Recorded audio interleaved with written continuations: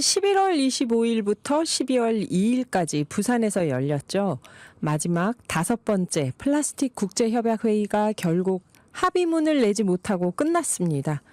왜 그랬는지, 앞으로 과제는 무엇인지 짚어보려고 하는데요. 김은정 소비자기후행동 대표님 오셨습니다. 안녕하세요. 네, 안녕하세요. 부산에서 성한문 합의에 실패했다.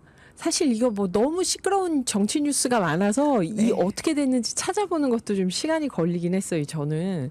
근데 이 대표님하고 시민 대행진 그동안 저희가 계속 기후 톡파원 시간에 전화 연결했었는데 그분들이 먼저 떠올랐습니다. 어떠셨나요? 저희가 올해는 특히 대행진도 하고 여러 가지 이제 캠페인을 많이 했지만 저희도 이제 플라스틱 문제에 대해서 몇 년 동안 계속 노력을 해왔고, 네. 그리고 이제 실제로 협약에 참여한 당사국들도 2년 동안 열심히 회의를 한 거잖아요. 네네. 근데 이제 그 노력들이 다 빛을 보지 못하게 된 거죠. 그래서 너무 실망스러웠고, 네. 저희 소비자 기후 행동은 특히나 이제 이번에 이제 부산 백스코에서 거기 부스를 운영을 하고 있었어요. 네네. 그 기간 동안.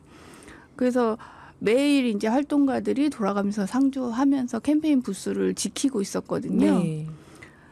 그래서 이제 활동가들이 가장 실망이 좀 컸고요. 사실은 회담 내내 첫날부터 좀 실망하는 일들이 매일매일 있긴 했습니다. 네. 그래서 저희가 그 부산의 분위기라든지 그 회담장의 분위기라든지 아니면 캠페인 부스에서의 그 느낌이 잘 안 될 것 같다. 뭐 합의가 어렵겠다라는 거는 조금 예상된 일이었어요. 그래서 저희 첫날 딱 갔을 때 너무 홍보물도 없고 저희 행사 부스 찾아가는 게 너무 힘들었거든요. 부산 시민들도 모르고 있었겠네요. 네, 아무도 모르고 있고, 그래서 어쩜 이렇게 꽁꽁 숨겨서 회담을 진행할까. 이게 국제회의인데 네네. 140여 개국이 넘게 참여하는 국제회의인데도 불구하고, 그러니까 마치 그 플라스틱 협약이 그 백스코 안에 갇혀버린 것 같은 네. 그런 느낌을 받아서 저희가 이제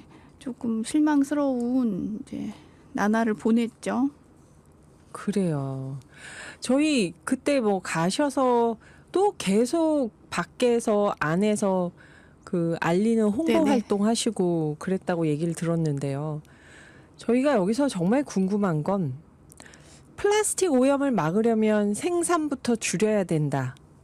그렇게 입장을 낸 나라가 100여 개였다고 들었거든요. 그럼 굉장히 많은 숫자인데 다수 아니었나요? 네, 맞습니다. 그런데 왜 이게 안 됐을까요? 근데 이제 플라스틱 감축을 위한 이 회담 자체가 다수결로 이제 결정하는 게 아니라 합의제예요.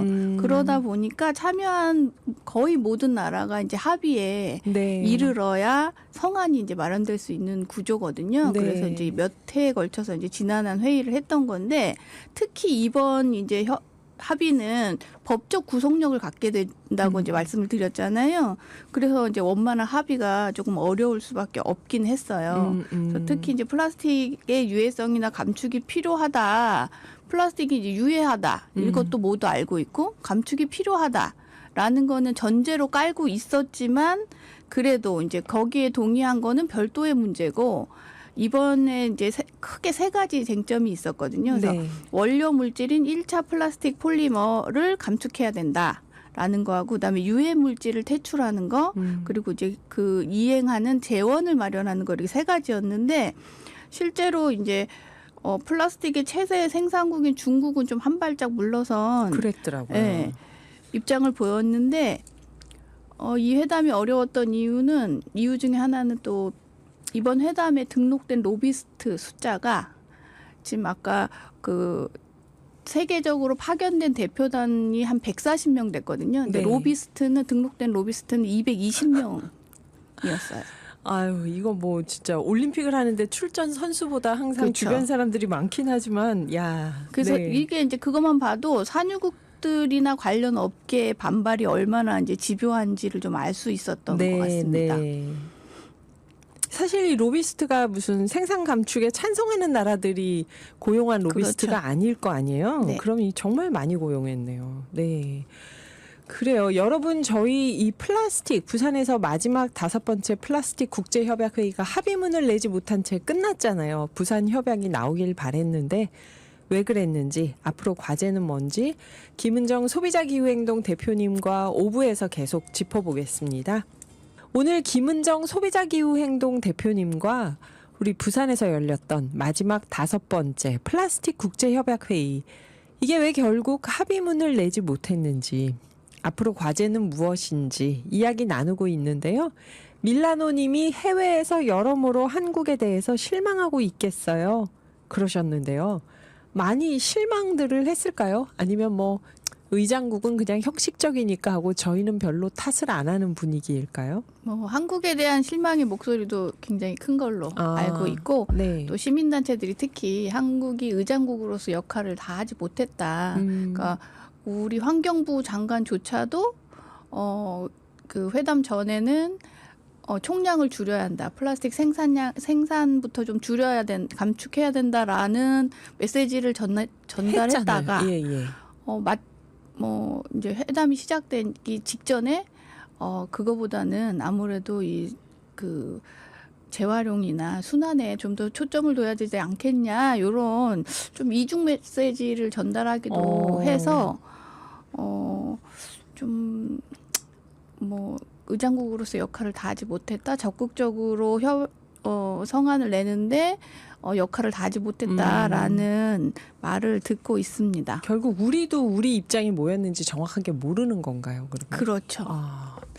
또 그런 일이 있었군요. 그래서 우리나라가 네. 그 플라스틱 생산하는 국가 그 한 4위라고 말씀을 드렸잖아요. 네. 그러니까 아무래도 그 산업계의 입김이 무시할 수 없기 때문에 국가의 정책 자체도 갈피를 잡지 못하고 있는 게 아닐까 이렇게 생각이 되고 그리고 이제 이번에도 특히 이제 러시아나 사우디아라비아 같은 산유국들이 그 1차 폴리머 생산 감축에 대해서 굉장히 생산 규제에 대해서 굉장히 반발하면서 네. 배수의 진을 치고 나온 거죠. 그래서 뭐 이때 가장 그 주범이 이 합의가 성안을 못한 가장 주범이 사우디아라비아다 이런 얘기도 나오던데요. 이게 그러면은 만장일치제를 러시아가 적극적으로 주장을 했던 거네요. 네, 이제 그 회담을 하게 되면 논페이퍼라고 이제 회의 자료라고 할까요? 이전에 합의했던 내용이 담긴 거 이제 서명을 하면서 시작을 하거든요. 동의하느냐. 그렇구나. 합의문 초안을 만들려고 초안을 계속 만드는 그렇죠. 계속 거네요. 이제 회의마다. 논페이퍼를 만들어 가면서 하는데 거기에 이제 만장일치로 해야 된다라는 이제 의견을 계속 내면서 약간 이제 방해 비슷하게 회의 자체를 방해하는 게 아니냐 이런 의심을 받을 정도로 사우디아라비아가 굉장히 적극적으로 저항을 했습니다. 그래서 그 협약 체결 후에 이제 첫 당사자 회의 때 1차 플라스틱 폴리머 생산 제한을 좀 지지한 국가가 이제 100여 곳에 달했다고 했잖아요. 그래서 결국 플라스틱 폐기물 단계에서 규제를 주장한 이제 국가하고 생산 자체를 감축하자고 한 국가하고 산유국들하고 그 주장이 이제 팽팽하게 엇갈리면서 부산에서는 합의안 도출에 실패하게 된 거죠. 그 산유국이 그러니까 플라스틱 생산 자체를 감축하자는 국가들이 보니까 아프리카 국가들도 많았고 르완다가 대표적이고 뭐 파나마, 멕시코, EU 전 대륙에 걸쳐서 있었는데 산유국이 플라스틱 생산 규제를 이렇게 반대하는 이유는 뭘까요? 일단 뭐 경제적 이유겠지만 결국은 이제 돈이죠. 그래서 경제 논리로 이제 자국의 경제적 이익이 우선이다라고 생각하면 사실 플라스틱의 원료가 되는 석유를 계속해서 채굴해 내는 것이 산유국으로서는 이익이 되기 때문에 이번 회담에서도 이제 첨예한 쟁점을 많이 됐던 거고 또 하나의 쟁점은 이제 이 협약을 이행하기 위한 재원 마련이었어요. 재원 마련 기금이요. 네, 그렇죠. 네. 그래서 호주의 비영리 단체인 민델루 재단이라는 곳의 보고서에 따르면 개도국이 플라스틱 국제 협약을 이행하기 위해서는 약 3,500억에서 5,000억 달러, 그러니까 우리나라 돈으로 하면은 80조에서 690조 정도의 재원이 필요할 것이라고 추산이 된다고 합니다. 네. 그러면 그 돈을 누가 낼 거냐? 누가 낼 거고 그 재원을 어떻게 조달할 것이냐? 여기부터 이제 합의가 일단 안 되는 거죠. 네. 그래서 이제 좀 특별한 자금 조달책을 혁신적인 자금 조달책을 만들어야 되는 거 아니냐? 뭐 이런 얘기도 나오는데 일단은 모여서 논의를 해야 그 혁신안이 나오든 누가 얼마나 낼 건지가 나올 텐데 일단 그 얘기부터 이제 난항을 겪고 있기 때문에 협의가 되지 않는 거죠. 그래서 이제 오염을 종식하기 위해서 드는 비용, 그 다음에 또 플라스틱을 어쨌거나 생산을 감축한다고 해도 지금 이제 이미 생산된 플라스틱을 줄이기 위해서 드는 비용들, 그런 비용들에 대한 이제 그 비용을 감당해야 되는 거에 대해서도 산유국에서는 굉장히 이제 반대하고 있고, 그런 경제적인 문제가 이제 계속해서 문제가 되는 거죠. 그런데 이게 경제적인 문제로 플라스틱 생산 감축에 대해서 반대하고 있는 거면 이게 해결이 될까요? 뭔가 이 반대하는 나라들한테도 협상할 수 있는 뭔가가 있어야 될 것 같은데, 그러니까 생산국이 플라스틱 폐기하는 전 과정에 대해서 비용을 지불해라 하니까 더 반대하는 거 아닌가요? 그 비용은 이제 그 협의가 돼야겠죠. 물론 이제 산유국에서 더 많이 네. 부담을 해야 되기 때문에 그렇기도 하지만 일정 부분은 이미 플라스틱으로 인해서 경제적 이익을 많이 봤던 국가들도 그 책임을 부담해야 되기 때문에 그런 논리로 눈치 싸움이 이제 계속 진행되고 있는 거겠죠. 그래서 저희가 실제로 일전 시장에서는 협상을 하고 있었고, 네. 이전 시장에서는 그 관련된 캠페인 부스들이 이제 마련되어 있었는데, 네. 거기에는 저희 같은 이제 NGO 단체들도 있었지만 대부분은 플라스틱 관련 산업체들이 들어와 있었거든요. 네네. 그래서 거기 이제 그곳의 퍼포먼스들을 보니 이게 이제 생산의 문제를 넘어서서 이게 얼마나 그 플라스틱 산업 자체가 생산만 중요한 게 아니라 이제 그 폐기, 재활용, 그 다음에 재사용 이런 거에 대한 산업이 굉장히 복잡한 이제 생태계를 만들고 있고 저희가 그 캠페인을 지속하는 상황에서도 그 관계자들이 계속 와서 저희한테 그 플라스틱을 소비하는 그 소비자들이 문제라고 한다든지 아니면 그렇게 그 소비자들이 그렇게 소소하게 실천한다고 해결되는 문제가 아니다. 뭐 이런 이제 그 실천을 좀 폄훼하는 발언을 하는 관계자들도 있었고, 어쨌거나 자기들이 원하는 방식으로 플라스틱 문제를 해결해야지 이 이제 플라스틱 문제 해결이 가능하다, 이렇게 주장을 이제 계속 저희한테 설명을 계속하는 그런 일들이 많았거든요.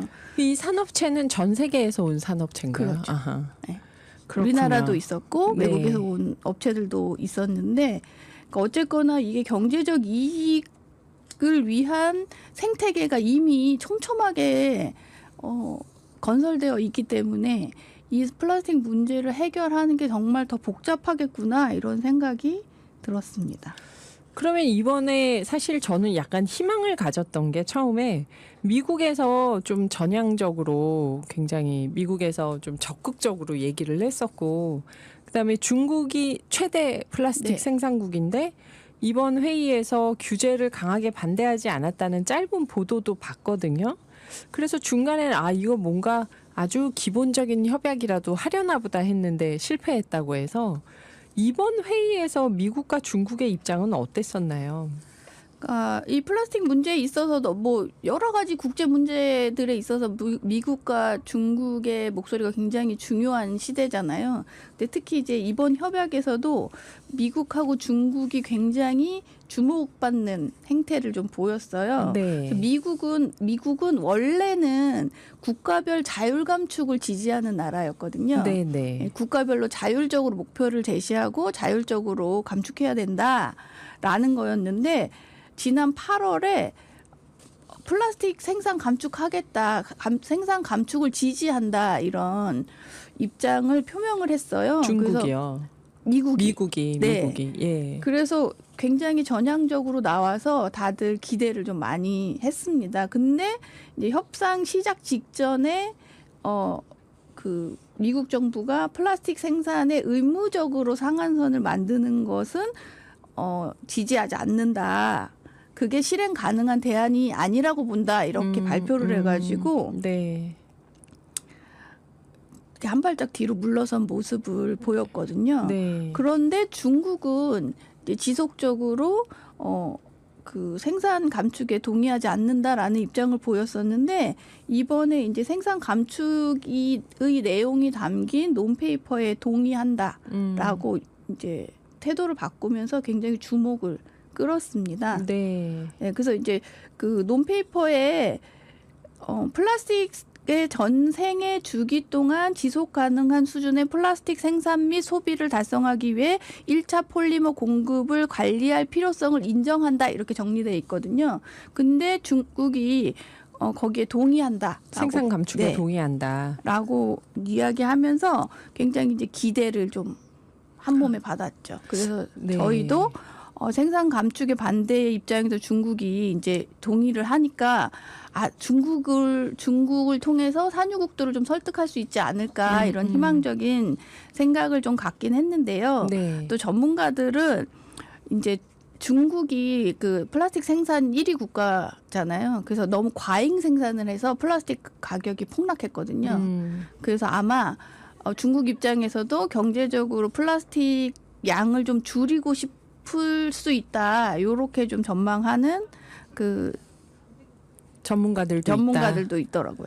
예. 저희 여기서 노래 한 곡 듣고 잠깐 쉬었다가 이야기 이어가 보겠습니다. 김은정 소비자기후행동 대표님과 플라스틱 국제협약회의 부산에서 열렸던 그 회의 이야기를 나누고 있는데요. 말씀 듣다 보니까 우리가 알만한 강대국들 중에서 산유국이거나 플라스틱 생산과 관련된 나라들 중에서 그나마 그래도 생산 감축에 동의한 나라는 중국이네 하는 생각이 드는데 이거는 언젠가 또 트럼프 당선을 앞두고 전문가분들의 국제정세 분석에서 그런 얘기도 하더라고요. 트럼프가 기후 위기 대응에 대해서 부정적으로 가니까 중국이 뭔가 국제적인 리더십 국가로 본인들이 자리매김해야 된다는 그 생각을 지금 하고 있다. 그거하고도 연관이 되지 않나 하는 생각도 얼핏 해봤는데요. 어쨌든 중요한 건 앞으로 어떻게 되나요, 선생님? 이 무슨 일이 아닌데 이거 앞으로 어떻게 되나요, 이제? 이거 돈은 돈대로 쓰고 성한문은 안 나오고 이제 앞으로 어떻게 되나요? 네, 이제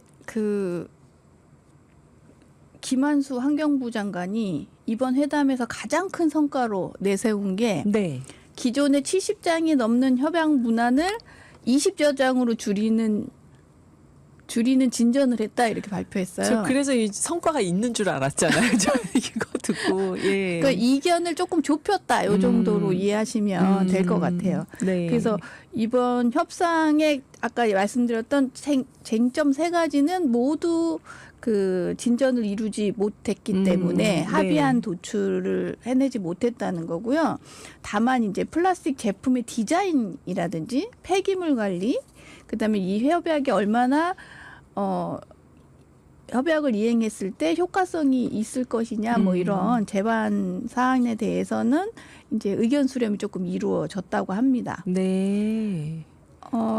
근데 이제 70장에서 20장으로 줄였다고 줄이긴 뭐 했어요. 된 건 아니잖아요. 우리가 네. 원하는 건 그거 장수를 줄이는 건 아니었으니까요. 네. 그런데 이제 그래서 이제 이번에 못했기 때문에 그 루이스 바야스 발비디에소 의장이 내년에 다시 회의를 개최해야 된다라고 얘기하면서 5.2차라고 언급을 했어요. 네. 그거는 이제 그 부산에서 이야기했던 그러니까 70장을 20장으로 줄인 그 내용을 바탕으로 이제 아마도 내년 상반기에 케냐에서 개최되지 케냐에서. 않을까 이렇게 전망을 하고 있습니다. 네. 그래서 소비자 기후 행동은 마침 저희가 이제 그 생협 단체하고 같이 진행한 노 플라스틱 캠페인이 이제 서명 캠페인이 100만 명을 돌파했어요. 아, 100만 네. 명 넘었죠, 참. 네, 그래서 지난 이제 3일 날 광화문 이순신 장군 동상 앞에서 퍼포먼스와 기자회견을 했습니다. 네. 그래서 저희도 이번에 이제 5차에서는 성안을 내지 못했지만 너무 실망스럽지만 그렇다고 이제 플라스틱 오염 종식을 안 할 건 아니잖아요. 그래서 특히 이번 회담을 보면서 플라스틱 오염 종식은 플라스틱 생산을 감축하는 것부터 시작해야 된다라는 걸 좀 다시 한번 확인을 했습니다. 그래서 INC 5.2를 저희가 기대하고 있습니다. 케냐에 가시는 거 아닌가요, 대표님 그때 또? 글쎄요. 가고 싶네요. 그러게요. 제1 전시장에서 협상을 하고 있고 제2 전시장에서 전 세계에서 온 NGO하고 플라스틱 생산 업체들이 같이 거기서 홍보 네. 부스에 있었다고 하니까 왠지 NGO 분들이 또 전 세계적으로 가야 될 것 같아요. 케냐도. 그래요. 이번 회의에서 자주 나온 용어로 EPR이란 말이 있었는데요. 생산자 책임 재활용. 어떤 제도일까요, 이게? 네, 생산자 책임 재활용 제도는 제품 생산자나 포장재를 이용한 그러니까 그 포장재를 이용한 제품을 생산자에게 그 제품이나 포장재 폐기물에 대해서 일정량의 재활용 의무를 부과하는 아하. 제도입니다. 그 옛날에 우리 왜 우유병 집집마다 배달해주고 다 마시면 우유병 수거해 갔던 것처럼 만든 플라스틱을 본인들이 가져가서 네, 재활용하라는 그러니까 그때 거죠. 우유병은 필요가 있기 때문에 가져간 거지만 예. 그러니까 사실 지금 이제 그 플라스틱은 사실 쓰레기죠, 네, 이거. 쓰레기잖아요. 그래서 쓰레기가 너무 많이 쌓이니까 그 전에는 그 생산자들은 생산까지만 책임을 지고 그 다음에 그 폐기는 소비자의 몫이었잖아요. 네. 근데 플라스틱이나 이제 여러 그 포장재를 만들 때는 니네가 포장재가 다시 뭐 재활용이 되는 것들은 재활용이 되도록 그 비용을 부담해야 된다. 그래서 실제로 그 수거해서 재활용을 하는 것까지 책임을 지우는 방법이 있고, 네. 그다음에 그걸 돈으로 네, 이제 돈으로 책임지도록 하는 그런 방식이 있습니다. 그래서 우리나라에서는 실제로는 2003년 1월 1일부터 이제 시행이 되고 있어요. 그래서 한국에서는 그렇게 새로운 건 아니지만 아하. 아, 그렇구나. 우리는 그러면 생산하는 분들이 돈을 내고 있나요? 네, 그 비용에 한국은 대해서? 돈을 내는 방식, 우리나라는 네. 그 비용을 부담하는 방식으로 설계가 돼 있거든요. 그래서 조금 문제가 있기는 합니다. 돈만 내고 네. 끝나요. 큰 돈이 아닐 수도 있고 이게 생산자 입장에서. 벌써 많은 걸 알고 계시네요. 아니 이게 짐작을 해봤어요. 이게 2003년 1월 1일부터 시행했는데 왜 지금까지 뭐 네. 저희가 그래서 피부로 느끼는 변화가 없잖아요. 네, 여러분들이 이제 뭐 마시거나 뭘 네. 사용하는 물품에 그 비용이 포함되어 있을 확률이 많습니다. 가격에 포함돼 있는 네. 또 소비자에게 전가된 거다 할 수도 있을 텐데. 그렇죠. 끝으로 청취자분들께 하시고 싶은 말씀이 아이고 오늘 시간이 너무 없어서 딱 30초밖에 없을 네. 것 같습니다, 선생님. 네.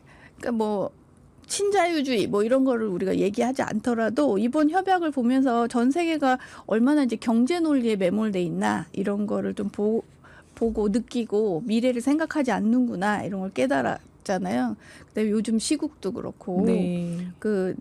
특히나 이제 이게 이번 협약이 중요했는데 이 내란 문제로 싹 다 묻혀버려가지고 네. 기후 위기 문제가 또 다시 뒷전으로 밀려나게 밀렸죠. 됐습니다. 예. 그래서 민주주의를 지키는 게 그 조직된 시민의 힘인 것처럼 기후 위기를 극복하는데도 시민의 힘이 필요하다. 그래서 언론 이 혼란에서 벗어나서 우리가 맘 편하게 그 생존의 문제도 중요하잖아요. 그래서 그 이야기를 할 수 있는 시간이 빨리 왔으면 좋겠습니다. 그래서 여러분들도 시국이 엄중하지만 국제 플라스틱 협약도 잊지 말아 주십사 하는 당부를 드리고 싶습니다. 네, 지금까지 김은정 소비자 기후행동 대표님이셨습니다. 감사합니다, 대표님. 네, 감사합니다.